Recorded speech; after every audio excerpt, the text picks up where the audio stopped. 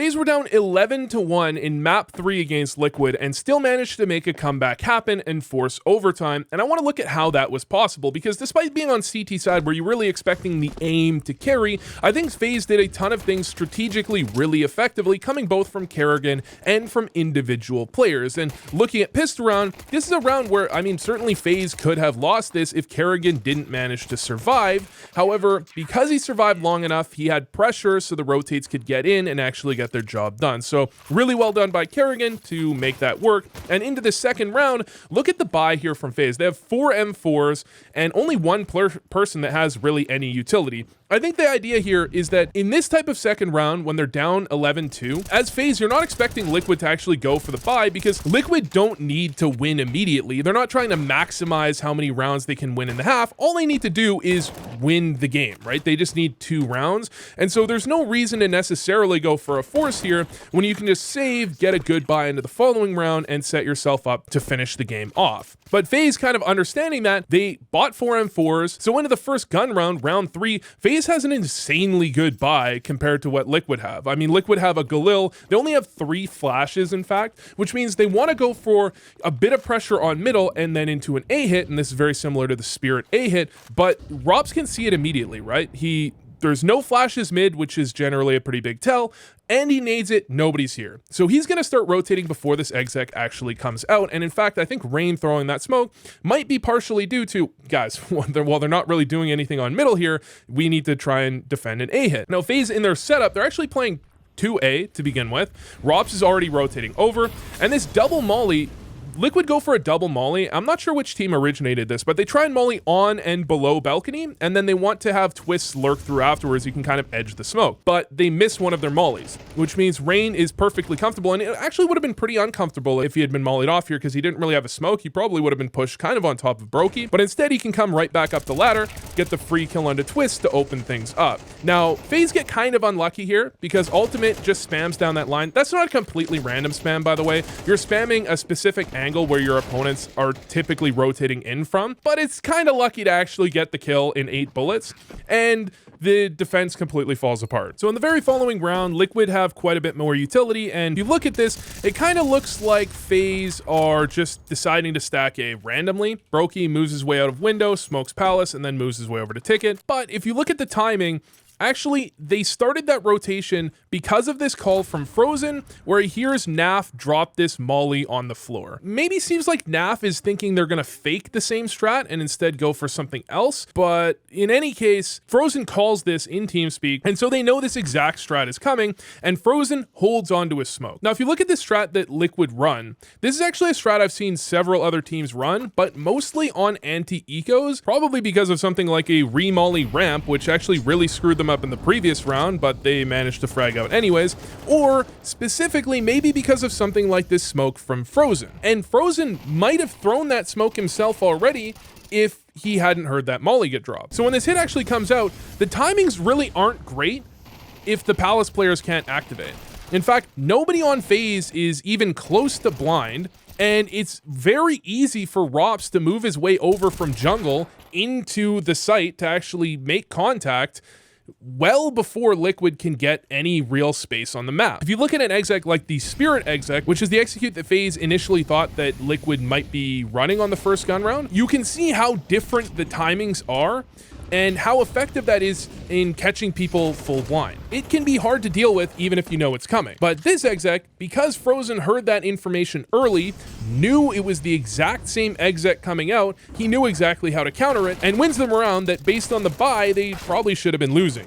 Now, one of the things I really like from Faze is that against low buys especially, they really like to play very aggressive on mid. They played very passive. In this game, they played quite passive on mid against full buys, but against these sorts of kind of low util buys, they really just dueled in middle and were ready for Liquid to not have enough utility to take it effectively. And this means that on their full buys that Liquid actually went to middle, they were very slow, which gave Faze a pretty big advantage. And when you look at this round, I mean, At 130 already, you had a 2v4 from Liquid, and they really don't have much chance of winning the round. So when I look at this game, I really think of round 19 as the pivotal round, because Liquid are still feeling pretty good. They still have the confidence to take mid quite effectively. They're not, you know, playing overly passive quite yet.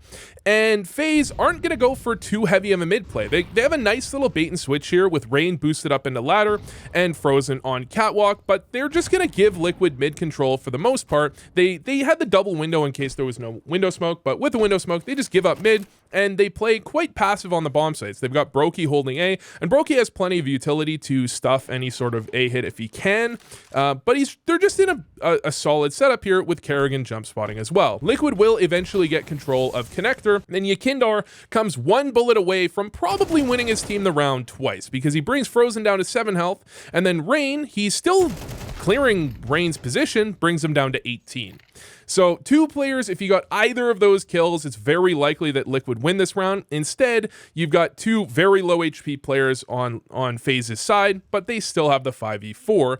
And Liquid can go back, but there's not the greatest ability to go back. Now, they might be able to intuit that likely Brokey was back on A, because Rain, their A player, is in ladder, right? So what setup are FaZe playing here? And that's why they didn't go for the immediate B hit. They kind of canceled. They were just about to hit B, and I think they even threw some utility, but they canceled because, well, it's clear that there's 3 in like a near or close B rotate. And I believe Kerrigan also stuffed the B hit with a smoke himself. And they could go back, but there's not the greatest ability for them to go back. So they decide to just delay and hit the same site. And they begin to put some pressure. Twists will get a kill. And at this point, the problem is that there's just not quite enough time. I think if there's another 5 to 7 seconds, it's very reasonable that Twists could call Liquid back through underpass and they could actually consider hitting A. But with 25 seconds, it would be incredibly close on the clock to actually make it all the way back to A. And they kind of have to keep going. Then as soon as Twists gets killed in jungle, it's very clear that this has to be a B hit. And Rops will actually make it here just about in time. But the key kill really still does come from Kerrigan yet again. I mean, Kerrigan isn't the biggest fragger. He's actually the lowest fragging player in the server, but on the B hole on pistol round and on the B hole on round 19, he did his job. He got a kill, he stayed alive, allowed for the rotate to make it there in time, and continued to apply pressure that didn't allow JKS to go grab the bomb and plant at all. So after that last round, it was an anti-eco, easy conversion for FaZe, and you have 12-8 is the following gun round, where I think Liquid are probably getting a bit worried about comeback actually happening. 4 rounds off, it's definitely possible, and FaZe isn't really going to give them anything.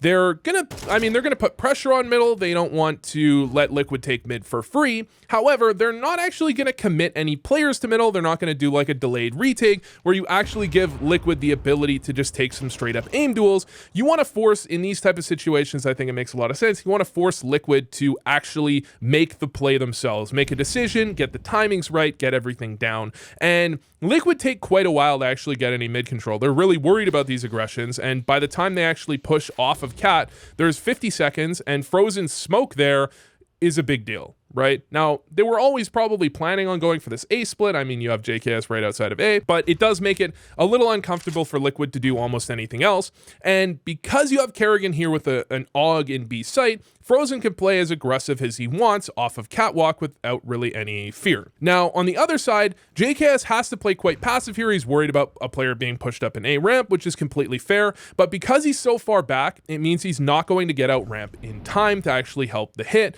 the way he wants. Now, Brokey actually spots Twist jumping up there. He's going to get pushed off of this angle, and Frozen is pushed back because of a molly. But I think one of the big keys to this round, I think one is that JKS isn't able to activate out of ramp early enough to prevent Brokey from repeaking. And the other is that Naf is going to miss this molly. So Frozen can peek behind the molly, and you never have this moment where Liquid can actually accelerate the hit into the bomb site. They're constantly worried about Frozen shooting them in the back on Cat. And because of that delay, you know, Twist has to be worried about everything here, and it just allows Rops to come straight through that smoke and get a double kill.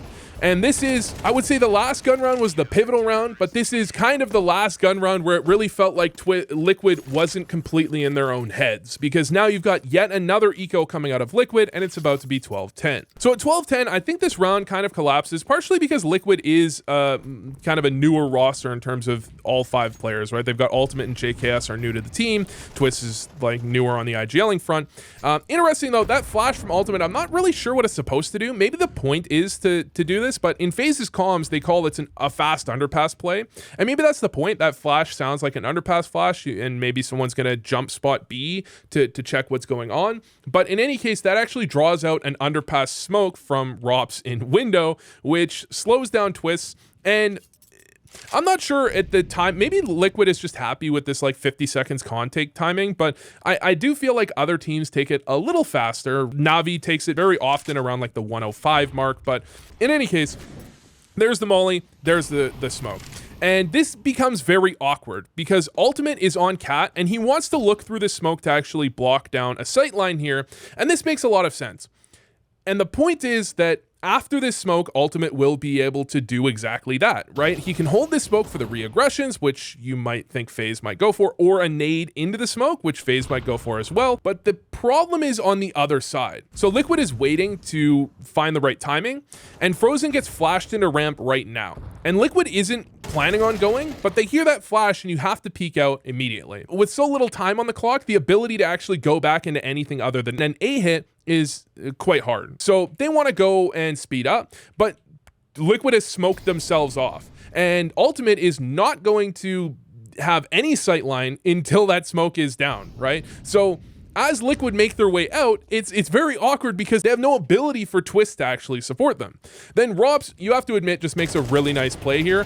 Kind of knowing that that smoke is not quite down, but is about to go down, he peeks out to actually clear someone towards Apex and spins back around to immediately kill Twist. You have to just say that that's a really nice play, but the problem is Ultimate hasn't even shot a bullet in this round. He didn't miss. He didn't really, I don't think, do anything wrong. I think the plan was for him to go on to Catwalk, it might have been called or not, and stare down that sight line from Connector on the A hit. But the A hit got all screwed up because of the Frozen timing, and then admittedly Rops hit a pretty nice play, but they couldn't seem to come together onto the same page, and Ultimate never really got a shot. Now this is kind of another funny round because Liquid gives away a little information here they don't realize as well, where Ultimate drops off of Twist's head and Rain calls it. And I think he might have even called that there was a scope sound as well. I'm not 100% sure, but that likely prompts Rops to actually go for this play, because if you know 2 players are A ramp, there's a good chance that their mid take is quite weak, right?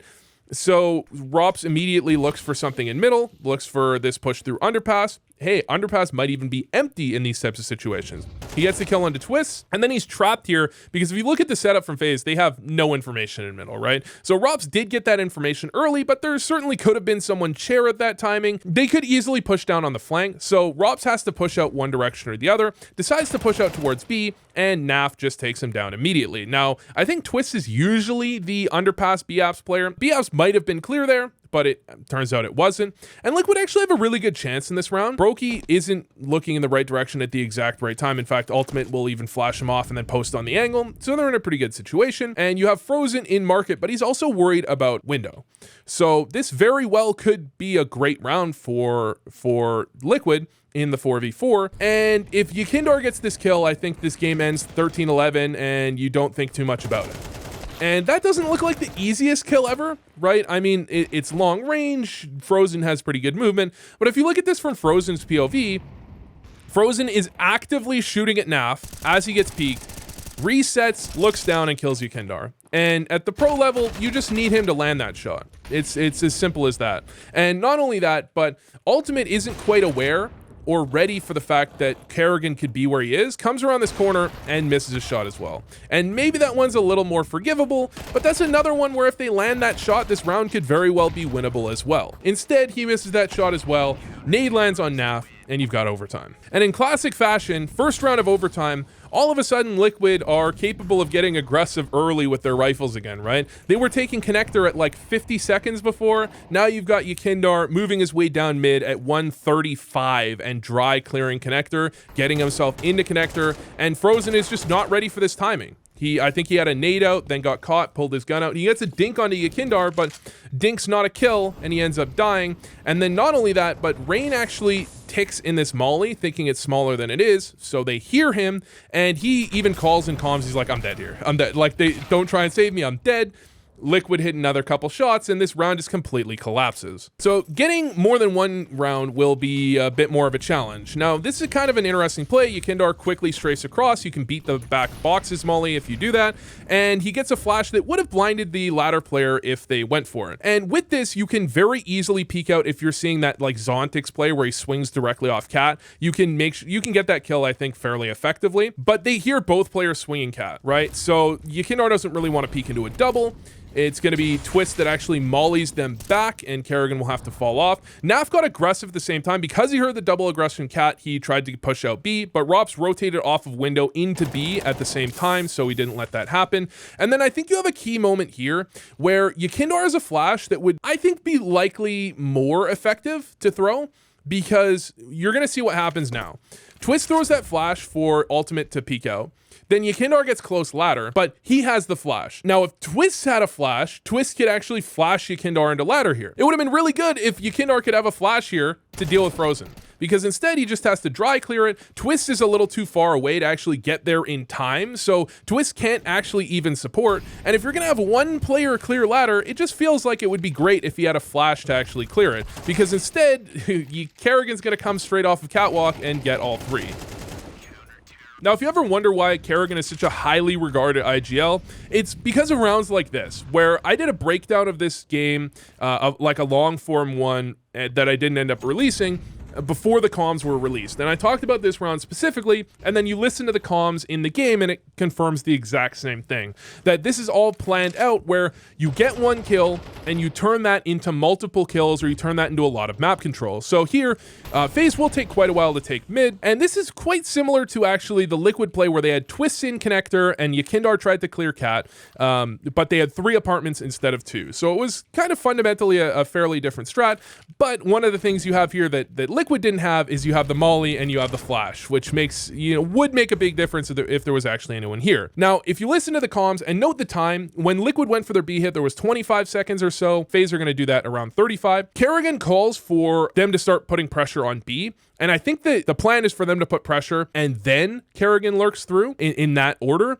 But because Yakindar just threw a flash into apartments, they get delayed a little bit and it goes the other direction. But maybe the comms aren't perfectly lined up. Maybe it's supposed to be this way. In any case, the idea is that you isolate this window player. He can't be looking at both positions at the same time. So even if Frozen dies, Kerrigan's going to get the trade and they can make this, he can go for a B flank if he wants, and there's lots of different options. But key is that you have time. So they don't actually have to go for this B hit. They're not pigeonholed into going for this. And because Kerrigan also lurked through this smoke, he can catch this timing where JKS isn't ready for this because the player was spotted window. It's going to take an extra 3-4 seconds for that flank to actually come out. Right? Now, maybe you could say he should be out of the way already. It should be a little quicker than that. Sure. But then because of the time, you have Brokey now coming through underpass with the bomb. Rops can stay here and either throw a bit of a fake or catch the late rotate whenever that does come through. Kerrigan and Frozen have pretty much cleared out the A site, and they know that an op is CT, so Kerrigan just doesn't want to give him an opportunity. Ultimate can take a shot here, but Kerrigan would trade even if Ultimate got that kill in a Brokey. And they get the bomb plant with plenty of time left on the clock and Rops on this flank. And that's just like an incredibly well-designed round. And that's not a round that you have in the strat book. It's not like they're not calling the play out of the playbook like, let's run Brokey or whatever, let's run the Na'Vi strat. Kerrigan is literally telling them exactly what to do and when to do it there. And you can see Kerrigan do that all the time. So Liquid just got absolutely pulled apart, and they'll send Ultimate out middle. Now, earlier in the game, Ultimate went for this exact same peak, got flashed off, and backed up.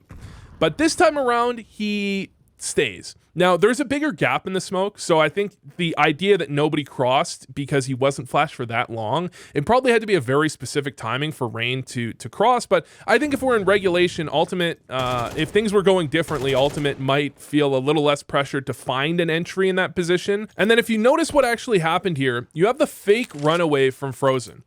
Kerrigan actually called for that, the fake runaway. I'm not sure if they actually hear that or not, but definitely it would, if they did hear it, prompt this exact aggression where they double walking around. Okay, we heard someone run away, so there should be maximum one player outside of ramp, and we can at worst trade on this. Turns out they can't really trade on this, as there's the swing, but not only does one player die, but Yukindar gets hit down to 20, immediately taken down. And then Rops tosses a nade, and I don't think the nade is really meant to do exactly what it does, but it nades out this smoke that Twist was swinging because of, and that ends up destroying the round completely and the game. And Faze win. I think as far as CT sides go, I feel like I see people too often say like, oh, well, CT sides, the IGL isn't important. The IGL absolutely is important, especially in terms of the mental state and understanding what's going to come out from the enemy team. But sometimes you do have a lot more input from other players as the setups you need. And that was a full team game from Faze where everyone started to activate and get things done.